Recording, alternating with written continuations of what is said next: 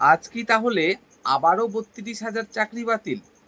হ্যাঁ, এই প্রশ্নটাই কিন্তু সোশ্যাল মিডিয়া জুড়ে ঘুরপাক খাচ্ছে। কেন?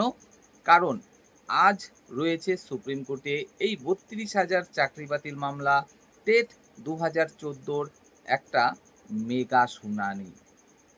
আমরা দেখেছিলাম একটা সময়ে সুপ্রিম কোর্ট কিন্তু এসএসসির ২৬,০০০ চাকরি বাতিল করে দিয়েছিল।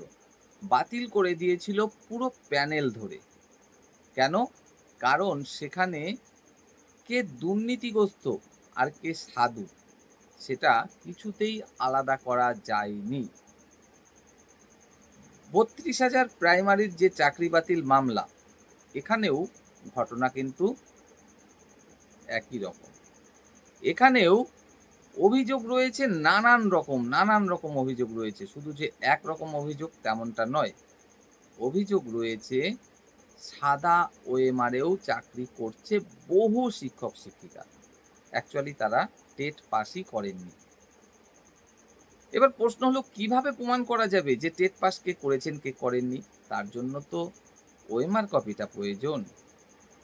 কিংবা অরিজিনাল ওএমআর যদি নষ্টও করে ফেলা হয় কাগজ বলে কথা, তাহলে সেটা স্ক্যান করে রাখার দরকার। সেটাও নাকি পর্ষদ করে রাখেনি, তেমনটাই কিন্তু এখনো পর্যন্ত সকলে জানেন।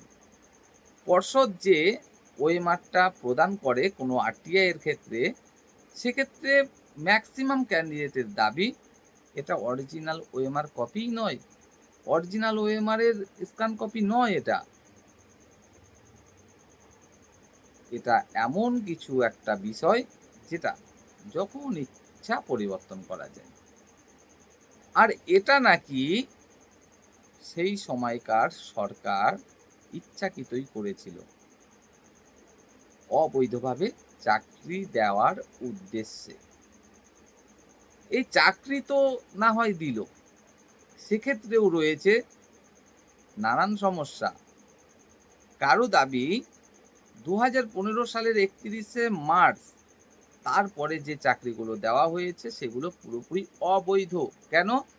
কারণ তারপরে আর এমন কোনো অনুমতি ছিল না যে যারা প্রশিক্ষিত ক্যান্ডিডেট নয়, অবশ্যই ডিএলএড প্রশিক্ষিতর কথা এখানে বলা হচ্ছে। যারা প্রশিক্ষিত ক্যান্ডিডেট নয় তাদের নিয়োগ দেওয়ার ব্যাপারে কোনো রকম অনুমতি ছিল না। হ্যাঁ, আগে অনুমতি ছিল, পরে আবার অনুমতি ছিল। মাঝের যে সময়টাতে বিজ্ঞপ্তি প্রকাশ করে প্রাথমিক শিক্ষা পর্ষদ, সেই সময়ে দাঁড়িয়ে কোনো রকম অনুমতি ছিল না। তো স্বাভাবিকভাবেই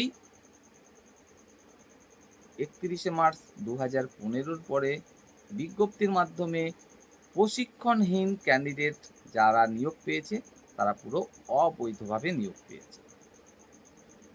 শুধু তাই নয়, ইন্টারভিউতে অ্যাপটিটিউড টেস্ট নেওয়া হয়নি বলে অনেকের দাবি।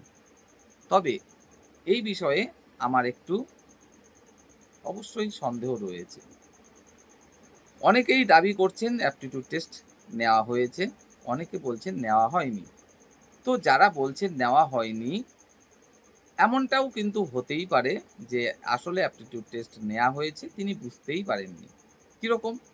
তিনি আবার বুঝতে পারবেন না, কিংবা তিনি মিথ্যে বলছেন।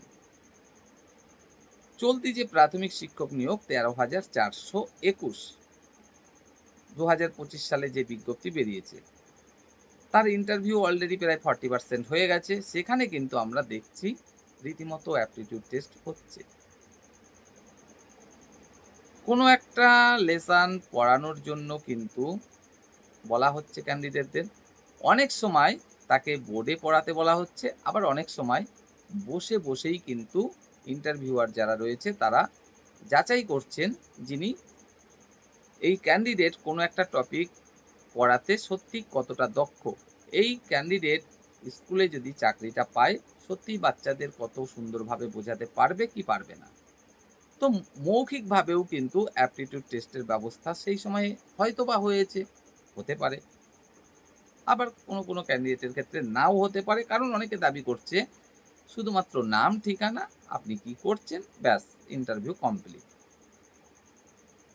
শিক্ষা রিলেটেড কোনো রকম প্রশ্ন তাকে করাই হয়নি। এরকম ব্যাপারও কিন্তু সামনে আসছে। তো এই যে ৩২,০০০ চাকরি বাতিল মামলা বা টেট ২০১৪ ওএমআর কেস, এই বিষয়গুলোকে নিয়ে কিন্তু সুপ্রিম কোর্টে আজ একটি মেগা শুনানি আবারও হতে চলেছে। যদিও বা একটা সময় দেখেছিলাম আমরা পুরো ৩২,০০০ এর প্যানেল বাতিল। যদিও বা নিয়োগটা হয়েছিল প্রথম অবস্থায় টেট ২০১৪ থেকে ৪২,০০০ প্লাস, প্রায় ৪২,৫০০ মতো। সেখান থেকে ১০,০০০ মতো ক্যান্ডিডেট তারা আ নিশ্চিন্তে চাকরি করছেন এখনো পর্যন্ত। তাদের চাকরি কখনোই বাতিল হয়নি। কেন? তারা প্রথম থেকেই ছিলেন ডিএলএড প্রশিক্ষণপ্রাপ্ত ক্যান্ডিডেট। আর যারা ডিএলএড প্রশিক্ষণপ্রাপ্ত ক্যান্ডিডেট ছিলেন, ডিএলএড এর যে নম্বরটা ছিল বরাদ্দ, সেটি তারা পাওয়ার কারণে তারা ছিলেন ধরাছোঁয়ার বাইরে। অর্থাৎ যিনি প্রশিক্ষণহীন ক্যান্ডিডেট ছিলেন, তিনি প্রত্যেকটা বিষয়ে ফুল মার্কস পেলেও একজন ডিএলএড প্রশিক্ষণপ্রাপ্ত ক্যান্ডিডেট ডিএলএড এর জন্য যে নম্বরটা বরাদ্দ ছিল সেটি পাওয়ার কারণে যেখানে ন্যূনতম পৌঁছে যাচ্ছিলেন সেখানে যাওয়া সম্ভব ছিল না একজন সাধারণ ক্যান্ডিডেটের। তাই ওই ১০,০০০ ১০,৫০০ মতো ক্যান্ডিডেটের চাকরি কখনোই বাতিল করা হয়নি সিঙ্গেল বেঞ্চ দ্বারা। কিন্তু ডিভিশন বেঞ্চে আমরা দেখলাম, হ্যাঁ, এখানে বলে রাখবো সিঙ্গেল বেঞ্চ কিন্তু পুরো এই ১০,০০০ বাদ দিয়ে বাকি ৩২,০০০ এর প্যানেল পুরোটাই বাতিল করে দিয়েছিল। সেখানে এই একই অভিযোগ ছিল ঠিক ২৬,০০০ এসএসসির চাকরি বাতিলের মতো, যে এখানে কে দোষী আর কে নির্দোষ আলাদা কিছুতেই করা যাচ্ছে না। অর্থাৎ আইনের দৃষ্টিতে এখানে মনে করা হচ্ছে সকলেই এখানে দোষী। তো পুরো প্যানেল কিন্তু বাতিল করে দেওয়া হয়েছিল সিঙ্গেল বেঞ্চ দ্বারা। পরবর্তীতে আমরা ডিভিশন বেঞ্চ আবার দেখলাম ঠিক উল্টো জাজমেন্ট দিতে, যে দোষী আর নির্দোষ এখানে তো আলাদা করা যাচ্ছে না। অর্থাৎ এখানে যদি ৩২,০০০ এর মধ্যে ৩০,০০০ জন দোষীও থেকে থাকেন, তাহলেও ২,০০০ তো অন্ততপক্ষে নির্দোষ ব্যক্তি রয়েছেন। এবং তারা কারা? যেহেতু সকলের ভিড়ে মিশে আছেন, কিছুতেই বোঝা সম্ভব নয়। যেহেতু অরিজিনাল ওএমআর বা অরিজিনাল ওএমআর এর স্ক্যান কপি কিছুই নেই, তাই আলাদা করা সম্ভব নয়। তাই দোষীদের শাস্তি দিতে গিয়ে নির্দোষ যারা রয়েছেন তাদেরকেও শাস্তি দেয়া এটা একদমই অনুচিত হবে। তাই ডিভিশন বেঞ্চ কিন্তু পুরো প্যানেলটাই অক্ষত রাখে, কারো চাকরিই যায় না। এখানে জানিয়ে রাখবো, আমাদের বিগত ওয়েস্ট বেঙ্গল সরকার কখনোই কিন্তু চায়নি এই প্যানেলের মধ্যে যদি কেউ দুর্নীতিগ্রস্ত ব্যক্তি থেকেও থাকেন তার চাকরিটা চলে যায়।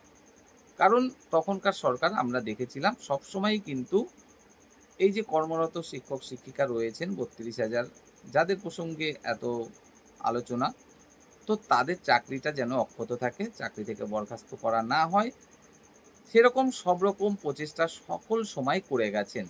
তাদের পক্ষে হয়ে কিন্তু সবসময় লড়েছেন। কিন্তু সরকার পরিবর্তন হয়ে গেছে। এসেছে নতুন সরকার। আর নতুন সরকারে যারা এসেছে তারাই কিন্তু আমরা দেখেছি এই প্যানেলের বিরোধিতা কন্টিনিউ করে এসেছে বিরোধী রাজনৈতিক দল হিসাবে।